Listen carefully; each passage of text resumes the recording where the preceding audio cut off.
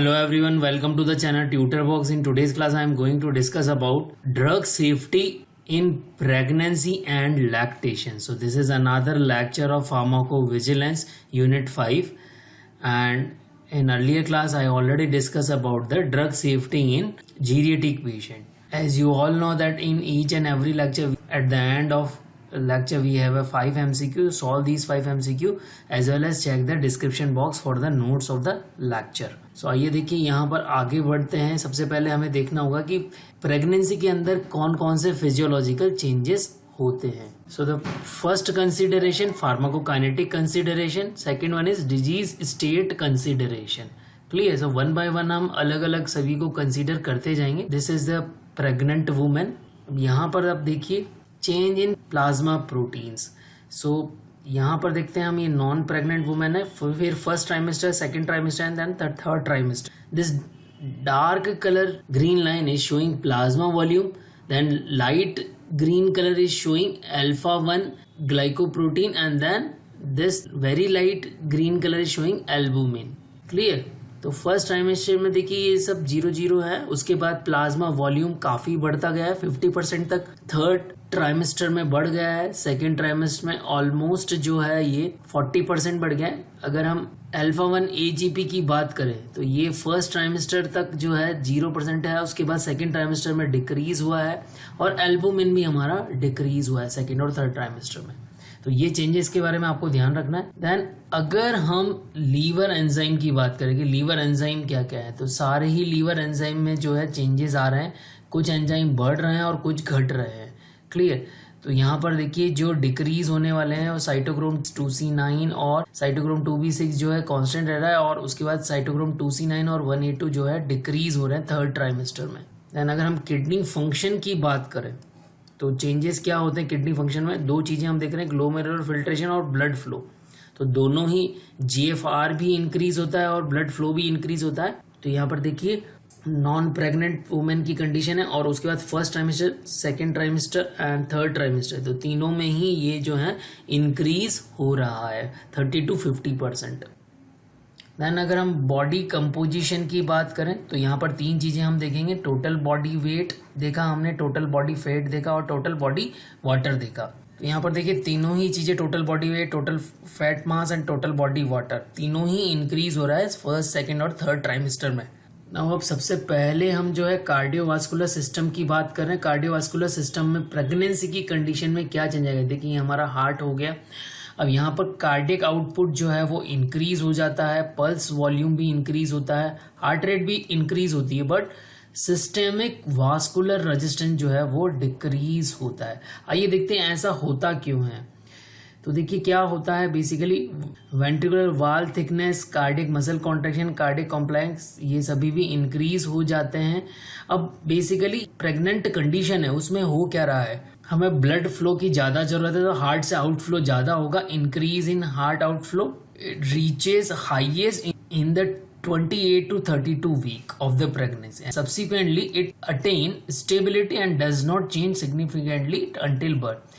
So 28 to 32 week तक ये जो है अपने हाईएस्ट लेवल पे पहुंच जाता है, और फिर जब तक बर्थ नहीं होती तब तक उतना ही बना रहता है. अगर हम यूट्राइन ब्लड सर्कुलेशन भी इंक्रीज होगा, क्योंकि यूट्राइन में ही हमारा क्या है, बेबी है. ठीक है, तो वहां पर ब्लड सर्कुलेशन इंक्रीज होगा ही सही. कितना इंक्रीज हो जाएगा, 10 टाइम इंक्रीज हो जाएगा. अगर हम ब्लड सर्कुलेशन इन किडनी की बात करें तो वो भी क्या हो रहा है, इंक्रीज हो रहा है. पर कितना इंक्रीज हो जाएगा, almost at a rate of 50% तक वो इंक्रीज हो रहा है. ये दोनों ही चीजें किसके लिए इंपॉर्टेंट है, these both things are important for a pregnant hypertensive women. अगर ये हाइपरटेंसिव वुमेन होगी और अगर ये दोनों चीजें इंक्रीज हो रही हैं, यूट्राइन ब्लड सर्कुलेशन और किडनी में ब्लड सर्कुलेशन, तो ये प्रेग्नेंट हाइपरटेंसिव वुमेन के लिए सोचने समझने वाली बात है.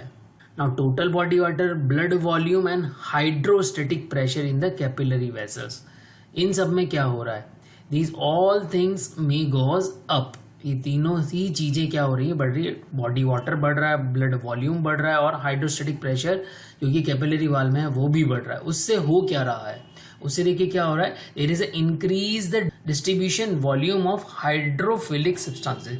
तो जितने भी हाइड्रोफिलिक सब्सटेंस हैं उनका जो है वॉल्यूम क्या हो रहा है, वो डिस्ट्रीब्यूशन वॉल्यूम जो है वो क्या हो रहा है, इंक्रीज हो रहा है। नाउ फर्दर और क्या हो रहा है, सीरम एल्बुमिन की जो कंसंट्रेशन है वो डिक्रीज हो रही है। सीरम एल्बुमिन की कंसंट्रेशन डिक्रीज होने से क्या होगा, जो ड्रग की फ्री फॉर्म है वो इंक्रीज हो जाएगी। अगर ड्रग की फ्री फॉर्म इंक्रीज हो जाएगी और साथ ही साथ biological activity of protein binding drug can be observed. तो अगर ड्रग की फ्री फॉर्म अगर अवेलेबल होगी तो उससे ड्रग का एक्शन चेंज हो जाएगा।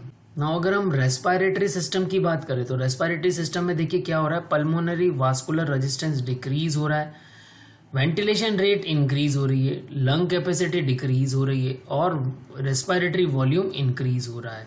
तो ऐसे अलग अलग वॉल्यूम में क्या क्या कैसे चेंज आ रहे हैं वो हम देखने वाले हैं। तो यहाँ पर देखिए प्रोजेस्टेरोन का लेवल जो है हम सभी जानते हैं वो क्या होता है, इंक्रीज होता है प्रेग्नेंट कंडीशन में। तो उसकी वजह से क्या होगा, increase vascularisation in the respiratory system and edema in the upper respiratory tract. तो वास्कुलराइजेशन जो है रेस्पिरेटरी ट्रैक्ट में बढ़ जाएगा और एडिमा भी जो है रेस्पिरेटरी ट्रैक्ट में, अपर रेस्पिरेटरी ट्रैक्ट में बढ़ जाएगा। तो उससे क्या होगा, the breathing volume begins to increase. Tidal volume जो है वो क्या हो जाएगा, इंक्रीज हो जाएगा। टाइडल वॉल्यूम अगर इंक्रीज होगा तो increase in the first trimester of the pregnancy. Pregnancy के फर्स्ट ट्राइमेस्टर में ये इंक्रीज हो जाता है और कितना इंक्रीज हो जाएगा, अप टू 30 to 50% जो है ये इंक्रीज हो जाता है। Then due to growing intrauterine pressure caused by the growing foetus, the diaphragm shifted upward 4 to 5 centimetre. जैसे जैसे देखिए यहाँ पर ये बेबी की ग्रो हो रही है तो डायाफ्राम जो है वो अपवर्ड शिफ्ट होगा। अगर डायाफ्राम अपवर्ड शिफ्ट होगा तो उससे क्या होगा, this leads to 10 to 20% reduction in both functional residual capacity and total lung capacity. तो टोटल लंग कैपेसिटी क्यों कम हो रही है और फंक्शनल रेसिडुअल कैपेसिटी क्यों कम हो रही है, क्योंकि डायाफ्राम ऊपर की तरफ चला गया। ठीक है, डायाफ्राम का अगर 4 to 5 सेंटीमीटर अपवर्ड मूवमेंट हो गया तो लंग कैपेसिटी भी कम हो जाएगी और रेसिडुअल कैपेसिटी भी कम हो जाएगी। Now we are looking on the excretion. Excretion को देखते हैं, एक्सक्रीशन की कंडीशन में क्या क्या चेंजेस आएंगे। तो यहाँ पर देखिए ग्लोमेरुलर फिल्ट्रेशन रेट GFR जो है हमारी वो क्या हो रही है, इंक्रीज हो रही है और रीनल ब्लड फ्लो भी इंक्रीज हो रहा है और सीरम क्रिएटिनिन जो है वो डिक्रीज हो रहा है। देखिए यहाँ पर ऐसा होता क्यों है, due to effect of progesterone and relaxin hormone.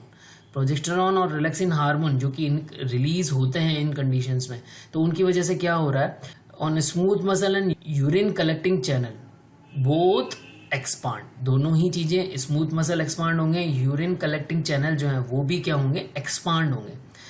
इनके एक्सपांड होने से क्या होगा, the blood circulation in urinary system slow down. इनके एक्सपांड होने से ब्लड सर्कुलेशन जो है वो क्या हो जाएगा, स्लो डाउन हो जाएगा। अगर ब्लड सर्कुलेशन स्लो डाउन होगा तो pregnant women become more prone to urinary tract infection. तो उसकी वजह से यूरिनरी ट्रैक्ट इन्फेक्शन के चांसेस ज़्यादा हैं।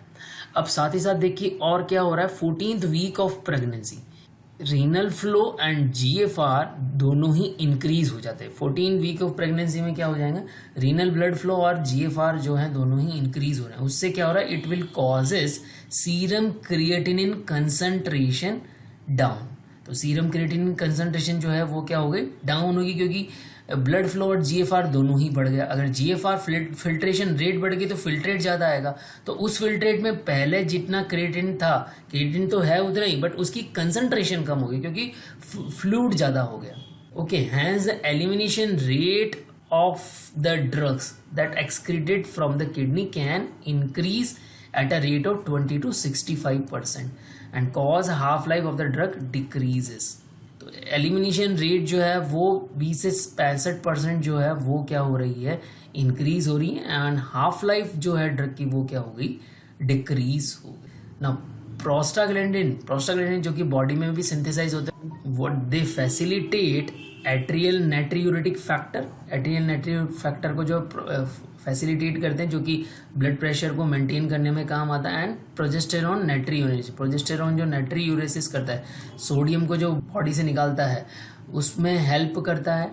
Clear, they cause accumulation of aldosterone and oestrogen sodium. इसकी वजह से क्या होगा, एल्डोस्टेरॉन का क्या हो जाएगा, एक्यूमुलेशन हो जाएगा और एस्ट्रोजन सोडियम का भी एक्यूमुलेशन हो जाएगा। So during pregnancy, significant level of water and sodium accumulation occur।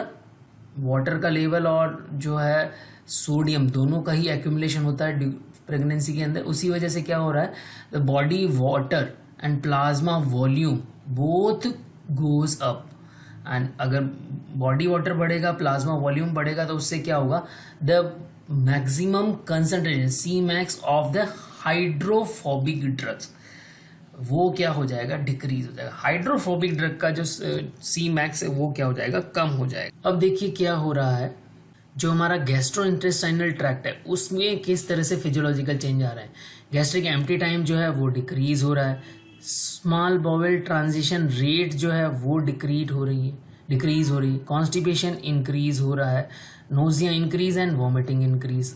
But ये हो कैसे रहा है, देखिए यहाँ पर क्या हो रहा है, प्रोजेस्टेरॉन का लेवल बढ़ रहा है प्रेगनेंसी में, हम सभी जानते हैं। प्रोजेस्टेरॉन का लेवल बढ़ने से होगा क्या, it causes a delay of gastric empty. Gastric empty को वो क्या करेगा, डिले करेगा, and prolongation of the transition time of the small intestine, जो ट्रांजिट टाइम है उसको क्या करेगा, वो इंक्रीज करेगा स्मॉल इंटेस्टाइन से। इन दोनों के ही होने से क्या होगा, सी मैक्स डिक्रीज होगा और टी मैक्स जो है वो इंक्रीज होगा। अगर सी मैक्स डिक्रीज और टी मैक्स इंक्रीज होगा, उससे क्या होगा, both are important for single dose medication. जो डोज हम सिंगल डोज में देते हैं, फ्रीक्वेंसी उसकी नहीं है, एक बार ही देते हैं, उस कंडीशन में वो दोनों ही चीजें इंपॉर्टेंट है उस ड्रग के एक्शन के लिए। नाउ नोजिया एंड वॉमिटिंग की कंडीशन में क्या हो रहा है, यहाँ पर देखिए ये नोजिया एंड वॉमिटिंग की कंडीशन है, तो both this condition decreases the drug absorption and cause plasma drug concentration to decrease. Drug का एब्जॉर्प्शन नोजिया एंड वॉमिटिंग होने की वजह से डिक्रीज हो जाएगा और प्लाज्मा ड्रग कंसंट्रेशन भी डिक्रीज हो जाएगा। तो ये चेंजेस आएंगे प्रेगनेंसी के दौरान। नाउ देखते हैं प्रेगनेंसी और सर्कुलेटरी सिस्टम जो उसमें क्या चेंजेस आएंगे प्रेगनेंसी की वजह से। So an increase in the plasma volume 45% बढ़ रहा है at a higher rate than that of a mass of red blood cells जिस लेवल से बढ़ रही उससे भी ज़्यादा रेट से, जो उससे 45% रेट से प्लाज्मा वॉल्यूम बढ़ रहा था। उसकी वजह से क्या होगा, it leads to the appearance of physiological anaemia. Okay, क्योंकि बेसिकली जितनी रेड ब्लड सेल बढ़ रही है उससे 45 टाइम्स जो है वो प्लाज्मा वॉल्यूम बढ़ रहा है, उसी वजह से फिजियोलॉजिकल एनीमिया हो जाएगा at the beginning of the third trimester. जो थर्ड ट्राइमेस्टर है उसमें ऐसा होगा। Now plasma level of clotting factors, fibrinogen और von Willebrand factor begins to increase. ये सारे ही फैक्टर जो हैं वो क्या होने लग जाएंगे, बढ़ जाएंगे इन the first trimester and it is highest level in the third trimester तक ये काफी हाई अमाउंट में बढ़ जाएंगे, क्योंकि प्रेग्नेंट वुमेन के अंदर जो है क्लॉटिंग फैक्टर ज़्यादा इंक्रीज हो जाएंगे, क्योंकि कोई भी चोट लगे तो बहुत जल्दी से उनको क्या करना है, जल्दी से क्लॉट बनाना है, क्योंकि वहाँ ब्लड का लॉस हमें नहीं चाहिए प्रेग्नेंट वुमेन में, इसीलिए ये चीज़ें बढ़ जाती हैं। तो अब उससे हो क्या रहा है, this leads to minimal blood loss after birth. Clear, तो उससे जो आफ्टर बर्थ होगी उससे at the time of the birth जो है वो कम से कम ब्लड का लॉस हो, and but causes pregnant women to be at a high risk of thromboembolism.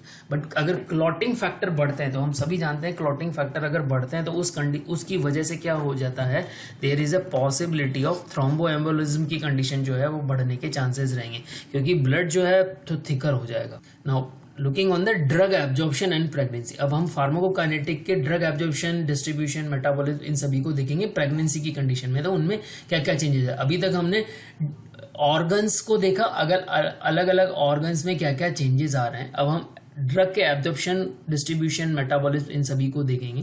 तो यहाँ पर देखिए नोजिया एंड वॉमिटिंग की कंडीशन है, उस कंडीशन में क्या होगा, symptoms of nausea vomiting during pregnancy, bioavailability of the drug goes down, bioavailability जो है ड्रग की कम हो जाएगी। क्यों हो जाएगी, because they shorten the duration of the absorption after oral administration. तो जब हम ओरल ड्रग ले रहे हैं, अगर उसमें वॉमिटिंग हो गई तो उस केस में क्या होगा, ड्रग का एब्जॉर्प्शन का टाइम ही बहुत कम मिला, तो वो ड्यूरेशन जो हो गया शॉर्ट हो गया, इसीलिए बायोअवेलेबिलिटी उसकी क्या हो जाएगी, कम हो जाएगी। Now increase in the pulmonary blood circulation and cardiac output and respiratory rate in the pregnancy.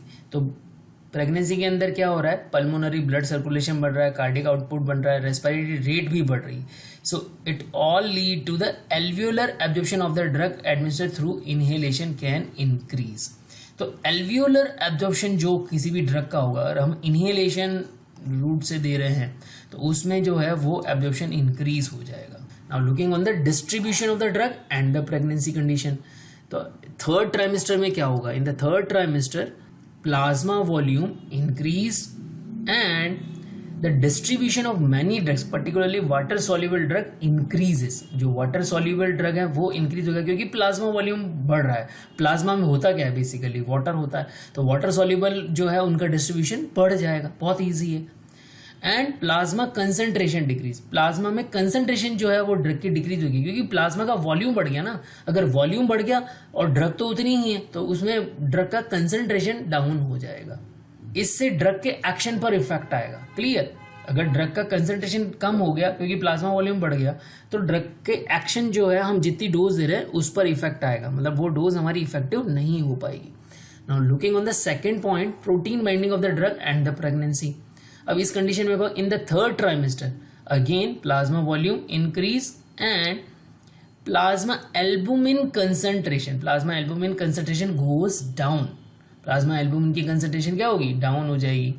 It lead to decrease in the binding capacity of the drug to the protein and increase in the free drug concentration. ये मैं पहले भी बता चुका हूँ अभी थोड़ी देर पहले कि हमारी जो है अगर एल्बुमिन कम होगा, एल्बुमिन की कंसंट्रेशन कम हुई तो क्योंकि एल्बुमिन ही बहुत सारी ड्रग को क्या करता है, बाइंड करता है. अगर एल्बुमिन अगर ड्रग को बाइंड नहीं कर पाएगा प्रोटीन के साथ में तो क्या होगा, फ्री ड्रग की कंसंट्रेशन इंक्रीज हो जाएगी और फ्री ड्रग अगर बढ़ जाएगी तो ड्रग के एक्शन पर इफेक्ट आएगा. Now looking on the enzymes, enzyme in the food drug interactions in drug metabolism during the pregnancy. तो यहाँ पर देखते हैं, देखिए प्रेगनेंसी के अभी मैं आपको थोड़ी देर पहले भी हमारी सेकंड स्लाइड में बता चुका हूँ कि कुछ एंजाइम जो हैं हमारे वो इंक्रीज हो जाएंगे, जैसे cytochrome 3A4, 2D6, 2C9, 2C19, 2C9 तक इंक्रीज हो रहे हैं. उसके बाद 2C19 और 1A2 डिक्रीज हो रहा है और UGT1A4, UGT1A1/9 इंक्रीज हो रहा है एंड NAT2 जो है वो डिक्रीज हो रहा है. अब इनसे जो ड्रग मेटाबोलाइज होती है उनके एक्शन पर इफेक्ट आएगा. तो यहाँ पर मैंने ड्रग के एग्जांपल दिख रहे हैं, आप उन ड्रग के एग्जांपल को लर्न कर लीजिए. अगर ये ड्रग ड्यूरिंग द प्रेगनेंसी ली जाती है तो उसमें चेंजेस आएंगे, जैसे लेमोट्राइजीन है, एंटी एपिलेप्टिक ड्रग हो गई, वॉमिटिंग की जो ऑन्डेंसेट्रॉन है या ग्लाइबुराइड डायबिटिक की ड्रग है, उसमें डिप्रेशन की जो ड्रग है डाइजेपाम है, तो इन सभी में जो है चेंजेस आएंगे. प्रोपेनोल जो हमारी एंटी हाइपरटेंसिव ड्रग हो गई तो उनके एक्शन में चेंजेस आएंगे. नाउ अगर हम क्यूमुलेटिव देखें तो फिजियोलॉजिकल चेंजेस क्या हो रहे हैं प्रेगनेंसी में. अगर इंक्रीज्ड कौन कौन सी कंडीशन हो गई तो कोएगुलेशन फैक्टर बढ़ गया, फाइब्रिनोजन बढ़ गया, हार्ट रेट बढ़ गया, कार्डियक आउटपुट बढ़ गया, ब्लड वॉल्यूम बढ़ गया, ये सब मैं बता चुका हूँ अभी आपको.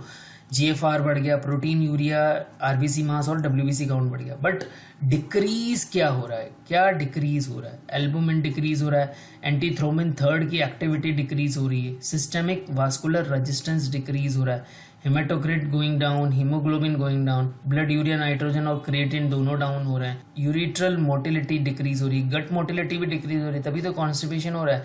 PCO2/SCO3 जो है रेशो जो है वो भी डिक्रीज हो रहा है. तो इनको याद रखें, यहाँ पर MCQ आप लोगों से पूछा जाता है कॉम्पिटिटिव एग्जामिनेशंस में. नाउ कुछ एग्जाम्पल मैं आप लोगों के लिए लाया हूँ जहाँ पर हम देखते हैं कि अलग अलग कैटेगरी की ड्रग है और उनका न्यूट्रिशन एलिमेंट इंटरैक्शन क्या है. तो ये सारे इंटरैक्शन आप याद रख सकते हैं. तो प्रेगनेंसी कंडीशन में भी ऐसा हो सकता है, जैसे कि पैरासीटामोल सिंपल है, किसी को प्रेग्नेंट वुमेन को कभी बुखार आ जाए तो पैरासीटामोल लेंगी. तो high energy meal reduces the plasma concentration और प्रेगनेंसी में हम हाई एनर्जी मील लेते ही हैं. दूसरा, increase frequency of consumption of grapefruit juice. तो प्रेगनेंसी में हम अलग अलग तरह के जूसेस लिए जाते हैं. तो अगर उस कंडीशन में जब आपने पैरासीटामोल लिए उसमें अगर हमने कंजप्शन ग्रेप फ्रूट जूस का बढ़ा दिया, so it reduce the bioavailability of the paracetamol. तो ये सारी चीज़ें हमें ध्यान रखनी. इसी तरह से एलर्जिक अस्थमा की मेडिकेशन है, तो यहाँ पर सेट्रिजीन है. अगर किसी को जुकाम हो जाता है तो उस कंडीशन में हम सेट्रिजीन वगैरह लेते हैं. तो यहाँ पर administration with the alcohol increase the side effect of the drug. अगर कोई प्रेग्नेंट वुमेन है वो अगर अल्कोहल का कंजप्शन कर रही है और उसको प्रेग्नेंट वुमेन ने अगर सेट्राजीन ली है तो उस कंडीशन में क्या हो, साइड इफेक्ट जो है वो बढ़ जाएंगे। लोराटिडिन की अगर हम बात करें तो अगर फूड के साथ हमने ली है तो एब्जॉर्प्शन जो है वो सिग्निफिकेंटली रिड्यूस हो जाएगा। इसी तरह से जो ब्रोंकियोडायलेटर है एल्बुटेरॉल, बुटीसोनाइड, सो अलग अलग कंडीशन में सभी ड्रग के साथ में चेंजेस आते जाएंगे। जैसे एंटासिड काफ़ी ज़्यादा एसिडिटी होती है, उस कंडीशन में भी ये सारे चेंजेस आते हैं। तो ये सारे चेंजेस आप याद रख सकते हैं। जैसे कि एक एग्जांपल है, जैसे कि एल्यूमिनियम हाइड्रोक्साइड और जिंक है, और ये एफडीए क्लासिफिकेशन इसका बी कैटेगरी में है। It causes the deficiency of folic acid, folic acid की डिफिशियंसी कॉज कर देता है, जबकि प्रेगनेंसी में काफ़ी ज़्यादा अमाउंट में फॉलिक एसिड चाहिए। तो हमें ध्यान रखना है कि एल्यूमिनियम हाइड्रोक्साइड और जिंक हमें उसके कॉम्बिनेशन में नहीं लेना है। और कैल्शियम की हमें ज़रूरत है, तो folic acid, calcium, copper, iron, magnesium, phosphate, इन सभी की डिफिशियंसी ये कॉज कर देता है। Similarly sodium bicarbonate, it also cause similar kind of thing. Similarly like H2 receptor antagonist है, तो ये अलग अलग हमारी साइमेटिडीन, रेनिटिडीन, लेंसोप्राजोल, ओमेप्राजोल, ये काफ़ी सारी ड्रग्स दी जाती हैं। तो ये विटामिन B12 की डिफिशियंसी कॉज कर देती हैं। अगर कोई प्रेग्नेंट वुमेन है, हाइपरटेंसिव है और लेबोट्रोल, मेटाप्रोलोल ले रही हैं, तो फूड के साथ अगर ले रही हैं तो इनका एब्जॉर्प्शन इंक्रीज हो जाएगा। ठीक है, सो इस तरह से अलग अलग काफ़ी सारी कंडीशंस हैं, तो वो सभी कंडीशन को हमें ध्यान रखना है। Now we are looking on the drugs and the breast feeding. Breast feeding क्योंकि हमारा जो टॉपिक है प्रेगनेंसी और लैक्टेशन है, तो लैक्टेशन में हमारा ब्रेस्ट फीडिंग आ जाएगा। तो अब देखते हैं कि देखिए जो मिल्क है हमारा, मिल्क के अंदर किस तरह से ड्रग आएगी। तो passage of drug into breast milk in the first few days after birth. तो यहाँ पर देखिए क्या होता है, there is a easy passage of drug through breast milk in the first few days after birth owing to wide intracellular gaps। जो alveolar cell है इनके बीच में काफ़ी सारा वाइड इंट्रासेलुलर गैप होता है, तो उसके थ्रू ब्लड स्ट्रीम से ही जो है क्या होता है, इनिशियल डेज में अगर हम ड्रग्स ले रहे हैं वुमेन, और इम्यूनोग्लोबुलिन जो है वो आसानी से पास हो जाते हैं freely through open intracellular gaps. But after कुछ सम टाइम्स जब ये गैप क्लोज हो जाएगा तो ब्लड स्ट्रीम से जो ड्रग है वो आसानी से पास नहीं होगी। क्लियर, उसके लिए उसको सेलुलर मेम्ब्रेन को क्रॉस करना हो। ना what might preclude choice to breast feed. So breast feed कराने से पहले हमें क्या जो है किन बातों का ध्यान रखना चाहिए। सो कौन कौन सी मेडिकेशन हम यूज़ कर रहे हैं, शॉर्ट टर्म और लॉन्ग टर्म टॉक्सिसिटी उस ड्रग की क्या है, exceedingly high dose of the drug, क्या हम जो ड्रग यूज़ कर रहे हैं उसकी क्या डोज काफ़ी ज़्यादा हाई है, और drug that might suppress lactation. कुछ ड्रग ऐसी भी होती हैं जो कि लैक्टेशन को सप्रेस कर देती, तो ऐसा उनमें क्या होता है जिसकी वजह से वो लैक्टेशन को सप्रेस कर देती हैं। एंड ड्रग ड्रग इंटरैक्शन, कि ड्रग ड्रग इंटरैक्शन क्या है, as well as drug with the cardiovascular side effect. कुछ ड्रग जिनका कार्डियोवास्कुलर साइड इफेक्ट होता है, वो सारी ड्रग्स को जो है हमें अवॉइड करना चाहिए। तो ये सारी चीज़ें जो हैं हम अगर अवॉइड करेंगे लैक्टेशन के दौरान तो जो है बेनिफिट होगा। Clear everyone. नाउ यहाँ पर देख लीजिए कुछ ड्रग जो है पोटेंशियली हैजार्ड होती हैं, उनके एग्जांपल ये दिए हुए हैं, इसका आप स्क्रीनशॉट ले सकते हैं। क्लियर, कुछ ड्रग हैं जो कि probably safe in usual doses, तो उनके भी एग्जांपल ले सकते हैं आप। और सेफ इन यूजुअल डोजेस जैसे कि एंटासिड, एसिटामिनोफेन, कैफीन, तो ये सारी ड्रग जो हैं वो क्या है, सेफ हैं। Now just look on this table, drug often use during the lactation and possible effect on the nursing infant. उसका इफेक्ट क्या होगा नर्सिंग, जैसे अगर आप किसी ने एम्पिसिलिन यूज करी है तो उसका इफेक्ट मिनिमल है, बहुत ज़्यादा नहीं है। क्या होगा, केवल क्या हो सकता है, डायरिया हो सकता है बच्चे को, ठीक है। बट सिग्निफिकेंट इफेक्ट किसका होगा, जैसे कि क्लोराहाइड्रेट है, क्लोरामफेनिकोल है, इनका सिग्निफिकेंट इफेक्ट होगा। जैसे क्लोरामफेनिकोल की अगर कंसंट्रेशन काफ़ी लो है तो कम कंसंट्रेशन में ग्रे बेबी सिंड्रोम होने के चांसेस तो कम है, but there is a possibility of bone marrow suppression. ठीक है, तो यहाँ पर जो भी ड्रग जिनके सिग्निफिकेंट एडवर्स इवेंट है उनको आपको याद रखना है, जैसे कि हीरोइन हो गया, आयोडीन हो गया, मिथाडोन हो गया। क्लियर, एंड जिनके मॉडरेट हैं उनको भी आप याद रखें। This list is also important. Now अब हम आते हैं कि जो फार्माकोविजिलेंस के अंदर क्या क्या, क्लिनिकल केयर के अंदर क्या क्या रिकमेंडेशन एक्सपर्ट पैनल ने दी है, पॉलिसी के लिए क्या क्या रिकमेंडेशन दी है, उन सभी की हम डिस्कशन करते हैं। क्योंकि अभी तक हमने जो डिस्कशन किया है वो फिजियोलॉजिकल चेंजेस में किया है, ताकि हम ये समझ जाएं कि प्रेगनेंसी में जो फिजियोलॉजिकल चेंजेस हैं इसीलिए उस स्पेशल पॉपुलेशन को स्पेशल नीड है। When clinician utilize any drug or counsel women about the OTC medication, there is need to be a risk benefit analysis. जब कभी भी कोई भी क्लिनिशियन किसी प्रेग्नेंट वुमन को OTC medicine, over the counter medication जो है अलाउ कर रहा है, तो वहाँ पर फिजिशियन ये जरूर देख रहा है कि रिस्क बेनिफिट एनालिसिस उसने जरूर किया है उसका, risk benefit is overweight than the risk. So when there are multiple options, the drug with the most favorable benefit risk ratio is utilized when considering the health of the both mother and her baby. तो drug कौन सी utilise की जाएगी clinical care में, उस वही drug utilise की जाएगी जिसका कि बेनिफिट बहुत ज़्यादा होगा, रिस्क बहुत कम होगा मदर और बेबी के लिए. तो ये पहला पॉइंट जो है क्लिनिशियन हमेशा कंसीडर करते हैं. Then other resources for information on drug safety and dosing in pregnancy and lactation. तो डॉक्टर्स और फिजिशियन जो है कौन कौन से रिसोर्सेज को यूज करते हैं प्रेग्नेंट वुमेन और लैक्टेटिंग वुमेन को डोज प्रेस्क्राइब करने से पहले, ड्रग प्रेस्क्राइब करने से पहले. So there are Reprotox, TERIS, LactMed and specific drug registries. Specific drug registries भी हैं. Up to date listing can be found on the FDA website. तो ये सभी मैं आपको स्पेसिफिक ड्रग रजिस्ट्रीज के बारे में भी बताऊंगा. और हम अलग अलग जो वेबसाइट हैं, अलग अलग जो डाटा सीरीज हैं, उन सभी से भी टॉक्सिसिटी के बारे में डाटा देखा जा सकता है.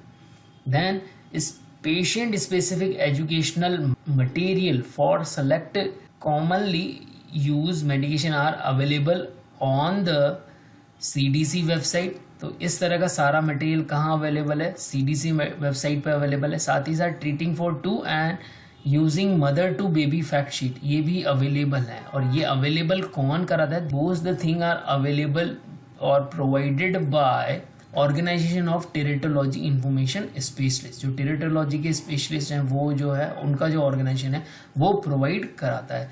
Because teratogenicity is one of the biggest we can say adverse event of the drugs during the pregnancy. Now the next one is women with the chronic disease. Women with the chronic disease which having the pregnancy, so they requiring medication and should have a pre conception consultation. उनको क्या करना, conception करने से पहले ही consult करना चाहिए doctors के साथ में.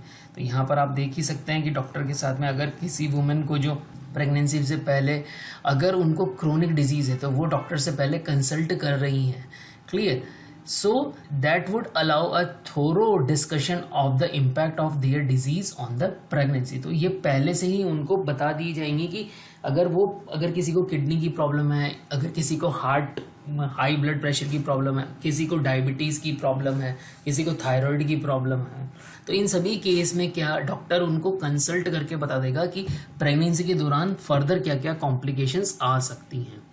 So for women with a complex medical condition, the 6-week postpartum visit is an opportunity for transition of care, including reassessment of medication and use of contraception if medication is contraindicated in pregnancy or lactation. तो postpartum के बाद में क्या है, 6 week, after 6 week of postpartum अगर हम doctors के पास जाते हैं, जो प्रेग्नेंट वुमेन है अगर डॉक्टर के पास जाती है तो वो उनकी मेडिकेशन का दोबारा से रीअसेसमेंट करेगा. और साथ ही साथ कॉन्ट्रासेप्शन की मेडिकेशन अगर यूज़ की जा रही है तो उनका क्या कॉन्ट्रा इंडिकेशन है प्रेगनेंसी के साथ में और लैक्टेशन के साथ में, वो भी चेक किया जाएगा.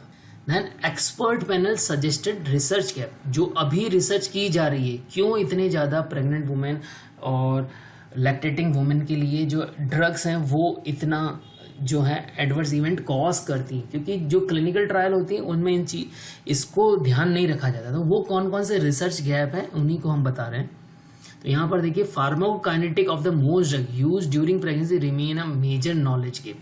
जो फार्माकोकाइनेटिक है वही सबसे बड़ा नॉलेज गैप है, क्योंकि प्रेग्नेंट वुमेन की फिजियोलॉजिकल कंडीशन डिफरेंट है, वो मैं अभी आप लोगों से डिस्कस कर ही चुका हूँ. तो ये जो एनिमल मॉडल है, existing animal model, while assessing clinical outcome in the pregnancy, there is a need to be improved to address mechanism of action of the drug as well as drug toxicity. तो ये mechanism of action और drug toxicity दोनों को ही reassess करने की ज़रूरत है। तो इस पर ध्यान नहीं दिया गया है with in specific circumstances like lactation और प्रेगनेंसी। तो इस रिसर्च गैप को फुलफिल करने की ज़रूरत है। सेकेंड क्या है, effective animal model and newer research technique to study the use of medication during lactation are lacking। so जो effective animal model है वो भी नहीं है और newer research technique है उनका भी लैक कर रहा है। किस कंडीशन के अंदर, लैक्टेशन के अंदर। तो उनको कैसे फुलफिल किया जा सकता है, research using cell lines, trophoblast tissue preparation और placental perfusion models are useful to study the placental transfer and metabolism, clear? And in addition, computational model may be useful for simulation and integration of data on fetal and placental compartment, while organ on chip model may be useful for further explore the contribution of the placenta and fetus। तो अगर computational approach को use किया जाएगा तो उससे भी क्या होगा, काफ़ी सारा बेनिफिट मिलेगा। Now further specific information of medication efficacy is lacking due in part to limited accessibility of tissue where these medication act. तो बेसिकली जो भी मेडिकेशन है पर्टिकुलर जिस टिश्यू पर वो एक्ट करती हैं उसके लिए जो मेडिकेशन इफिकेसी का डाटा है वो लैक कर रहा है। Clear?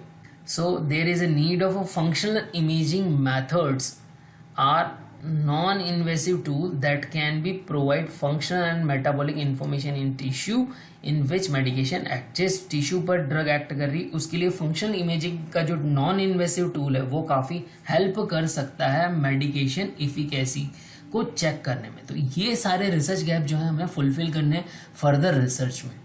Now, drug safety in pregnant women has been narrowly focused on the first trimester exposure effect on the fetus leading to the birth defect। तो ड्रग सेफ्टी फर्स्ट ट्राइमेस्टर में जो भी है ड्रग की जो सेफ्टी है वो काफ़ी कम फोकस की गई है, उसी की वजह से क्या हो रहा है, फीटस में बर्थ डिफेक्ट आ रहा है। Thus the safety issue has to be considered in a broader context beyond teratogenicity to develop approximate doses strategy taking into consideration the changing maternal physiology and chemical property of the drug। so teratogenicity पर ज़्यादा focus किया जा रहा है, rest जो organ development है उसमें अगर कोई डिफेक्ट आता है उसको बहुत ज़्यादा फोकस नहीं किया जा रहा है। तो यहाँ पर इन टेरिटोजेनिसिटी से बियॉन्ड भी हमें सोचना पड़ेगा और किस तरह से ऑर्गन डेवलपमेंट में जो डिफेक्ट आ रहे हैं कुछ ड्रग की वजह से उनके लिए भी जो रिसर्च गैप है उसको फुलफिल करना होगा। So it is also critical to study long term outcome beyond birth defect which में include neuro developmental outcome and functional impairment. तो बियॉन्ड बर्थ के बाद में भी जो लॉन्ग टर्म इफेक्ट है ड्रग्स के, जिसमें कि न्यूरो डेवलपमेंट आउटकम हो गया या फंक्शन इम्पेयरमेंट हो गया, तो उस कंडीशन को भी हमें क्या करना चाहिए, चेक करना चाहिए। किस तरह से हम चेक करेंगे, this require evaluating drug effect beyond the most vulnerable time in the fetal development, recognizing that the brain continue to grow and mature beyond birth and exposure during breastfeeding may need equal attention। तो generally सबसे ज़्यादा attention pregnancy के अंदर दी जाती है और breast feeding के अंदर जो है वो कम अटेंशन दी जाती है, जबकि ब्रेस्ट फीडिंग के बाद भी जो है ब्रेन का डेवलपमेंट तो हो ही रहा है। तो अगर उस कंडीशन में मदर ने कोई ड्रग ली और उसकी वजह से बेबी को कुछ हुआ, कोई भी इफेक्ट उस ड्रग का मिल्क के थ्रू बेबी में पहुंचा, ड्रग वो मिल्क के थ्रू बेबी में पहुंची और उसने कुछ इफेक्ट किया, तो उस पर कम अटेंशन है। तो इस चीज़ पर भी, लैक्टेशन पर भी जो है काफ़ी ज़्यादा अटेंशन देने की ज़रूरत है।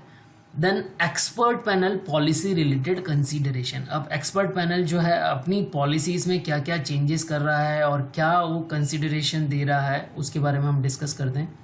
तो frequently pregnancy is a contraindication for enrolling a clinical trial of new medication. तो जनरली प्रेगनेंसी को क्या कर दिया जाता है, कॉन्ट्राइंडिकेटेड कर दिया जाए, मतलब कि प्रेग्नेंट वुमेन को जनरली एनरोल ही नहीं किया जाता क्लिनिकल ट्रायल में। मोस्ट ऑफ द 95% केसेस में ऐसा ही है। तो अब क्या हो रहा है, however many panel member noted that it is unethical to exclude pregnant women from drug trial as a lack of critical data limit the clinician in making evidence based decision. तो क्योंकि ज़्यादातर ड्रग जो है pregnancy को exclude करके ही उन पर research की जाती है, तो क्लिनिशियन के पास कोई डाटा ही नहीं होता प्रेग्नेंट वुमेन का, तो उस कंडीशन में क्या हो रहा है, एविडेंस बेस्ड डिसीजन नहीं ले पा रहे हैं clinician. So recently new EU clinical trial regulation number 536/2014 aims to create an environment that is favorable to conducting clinical trials in EU with the highest standard of ethical and safety protection for participants। तो नया EU clinical trial regulation आया है, उसमें जो है जो भी participant है उनके लिए हायर इथिकल स्टैंडर्ड और सेफ्टी प्रोटेक्शन स्टैंडर्ड्स यूज़ किए गए हैं। And it contain new rules for the inclusion of pregnant and breast feeding women in clinical study under strict protective measures. Okay, तो इसके थ्रू जो है प्रेग्नेंट वुमेन और breast feeding women को भी इंक्लूड किया गया है। And this regulation now become the rule in 2016 clear and set out the legal provision under which clinical trial will have to be conducted in Europe in the future, and Article 33 Chapter 5 defines the condition of including pregnant and breastfeeding women in the clinical trial। तो इस rule में किस किस condition के अंदर pregnant women और breast feeding women को include किया जा सकता है क्लिनिकल ट्रायल में, वो डिफाइन की गई है। तो ये नए डेवलपमेंट हुए हैं फार्माकोविजिलेंस को स्ट्रेंथ करने के लिए।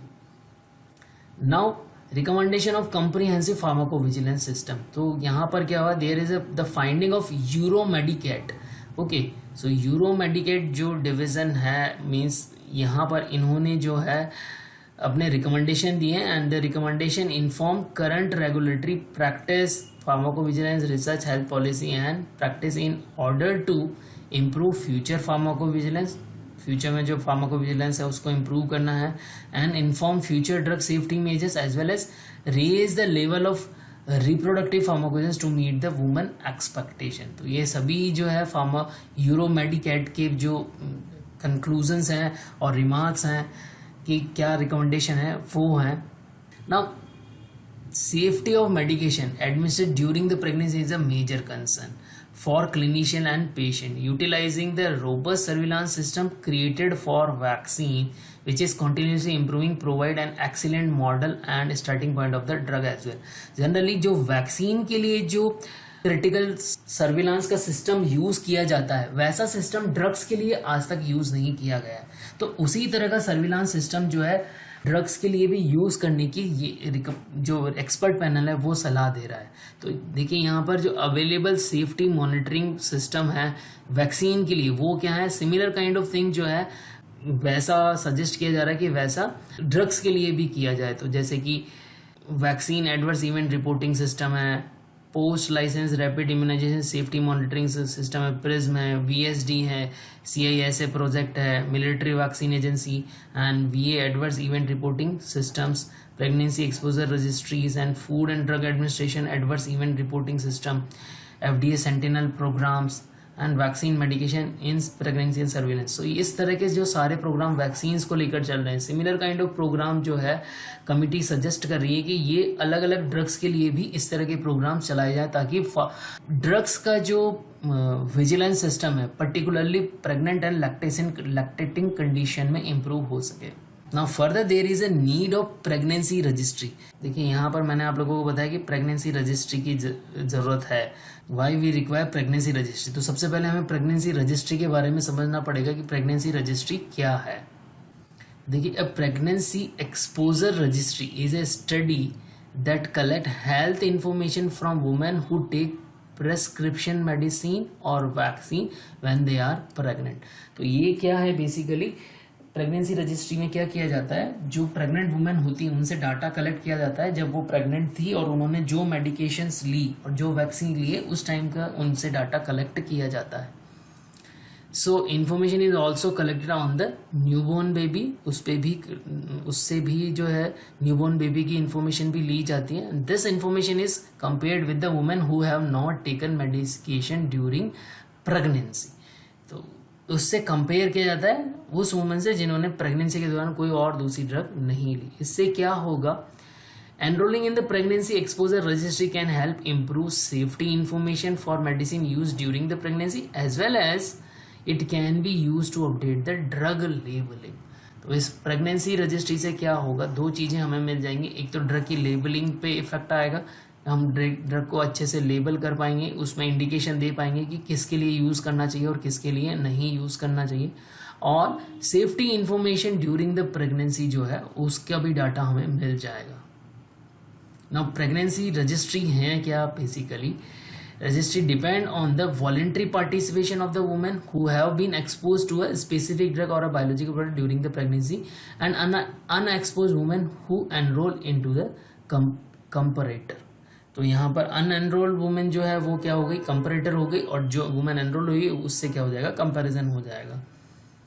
Pregnancy registry data are prospectively collected by a maternal interview, medical record documentation and may include result of the clinical examination of the newborn। तो यहाँ पर जो प्रेग्नेंट वुमेन है उनसे इंटरव्यू लिया जाएगा और उनके मेडिकल रिकॉर्ड चेक किए जाएंगे और उसके थ्रू जो है फिर क्लिनिकल एग्जामिनेशन न्यूबॉर्न का किया जाएगा। उससे जो डाटा कलेक्ट होगा वो प्रेगनेंसी रजिस्ट्री में काम आ जाएगा। एंड ये प्रोस्पेक्टिव स्टडी है, ये प्रोस्पेक्टिव डिज़ाइन है। तो इससे क्या होगा, दे में support assessment of multiple maternal, obstetrical, fetal and infant outcomes including pregnancy that do not result in a live birth। Now just look on the list of pregnancy exposure registry। यहाँ पर मैंने आपको कुछ pregnancy exposure registry शो की हुई है, जैसे कि कोविड-19 वैक्सीन को लेकर हाल ही में एक रजिस्ट्री, प्रेगनेंसी रजिस्ट्री बनी थी। ये देखिए कोविड-19 vaccine international pregnancy exposure registry. Okay, so this is the website of it and currently it is ongoing. Similarly lasmiditan जो ड्रग है उसके लिए माइग्रेन की कंडीशन के लिए माइग्रेन प्रेगनेंसी रजिस्ट्री बनी, उसकी अलग वेबसाइट है। एंड एरिपाइप्राजोल जो ड्रग है मेंटल हेल्थ डिसऑर्डर के लिए, उसके लिए national pregnancy registry for atypical antipsychotics, उसके लिए एक रजिस्ट्री बनी। तो इस तरह से काफ़ी सारी रजिस्ट्रीज हैं, उन पर ये वेबसाइट पर आप जाकर चेक भी कर सकते हैं उनका data. Now what is the benefit of pregnancy registry, क्या बेनिफिट हैं इसके। So by enrolling women exposure to the product of interest, pregnancy registry can be efficient way to collect the data on the effect of rare exposure during the pregnancy. So during जो भी pregnancy के दौरान जो rare exposures हैं उसका data collect किया जाता है, क्योंकि क्लिनिकल ट्रायल में डाटा पेशेंट प्रेग्नेंट वुमेन को एनरोल करना काफ़ी कठिन है, और प्रेगनेंसी रजिस्ट्री में जो डाटा कलेक्ट होगा उसका काफ़ी ज़्यादा बेनिफिट हमें मिल जाएगा। Have a potential to obtain accurate information about whether exposure occurred and the timing of the exposure in relation to the gestational age, dose, frequency and duration of the exposure। A pregnancy registry can potentially collect data on a variety of pregnancy and infant outcome including postnatal outcome। तो postnatal outcome के data भी ये collect कर रही है, और during pregnancy और infant outcome भी डाटा कलेक्ट कर रही है। तो सभी तरह के डाटा कलेक्ट करने में हेल्प कर रही है ड्यूरिंग प्रेगनेंसी और after pregnancy. Now what are the challenges. So the challenges are new drug come out faster than the information on the lactation safety। जो भी नई ड्रग है लैक्टेशन की सेफ्टी की इंफॉर्मेशन नहीं है, उसके बाद भी वो फास्टर जो है हमारे पास में एज अप्रूव होके आ रही है। So physician recommending without exploring how to make breast feeding and medication compatible.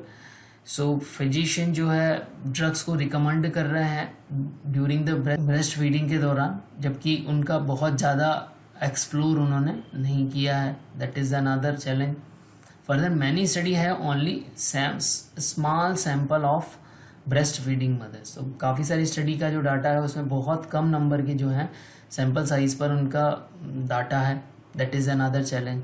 And packaging insert may be inaccurate और incomplete in communicating drug information to mothers and health care provider. तो जितने भी packaging insert हैं या packaging labelling है वो inaccurate है। अगर हमारे पास में प्रेगनेंसी और लैक्टेटिंग का डाटा उसमें इंक्लूड नहीं है तो वो एक तरह से हम कह सकते हैं कि इनकम्प्लीट है। तो आई होप आप लोगों को यहाँ पर जो भी मैंने आप लोगों से डिस्कशन किया है फार्माकोविजिलेंस के जो चैलेंजेस हैं प्रेग्नेंट और लैक्टेटिंग वुमेन के, वो समझ में आए होंगे। यहाँ पर फिजियोलॉजिकल पैरामीटर समझ में आए होंगे और एक्सपर्ट पैनल के क्या रिकमेंडेशन है फार्माकोविजिलेंस को लेकर वो आपको समझ में आए होंगे। प्रेगनेंसी रजिस्ट्री आपको समझ में आई होगी। यहाँ पर कुछ क्वेश्चन मैंने इसी सेक्शन से दिए हुए हैं, उन क्वेश्चंस के आंसर आप कमेंट बॉक्स में लिखें। और अगर आप लोगों को लगता है कि ये लेक्चर यूज़फुल है तो इस लेक्चर को ज़्यादा से ज़्यादा बच्चों तक शेयर करें। साथ ही साथ यहाँ पर मैंने आप लोगों को नोट्स भी प्रोवाइड किए हैं डिस्क्रिप्शन बॉक्स में, वहाँ पर आप लिंक देख सकते हैं। जय भारत, जय हिंद।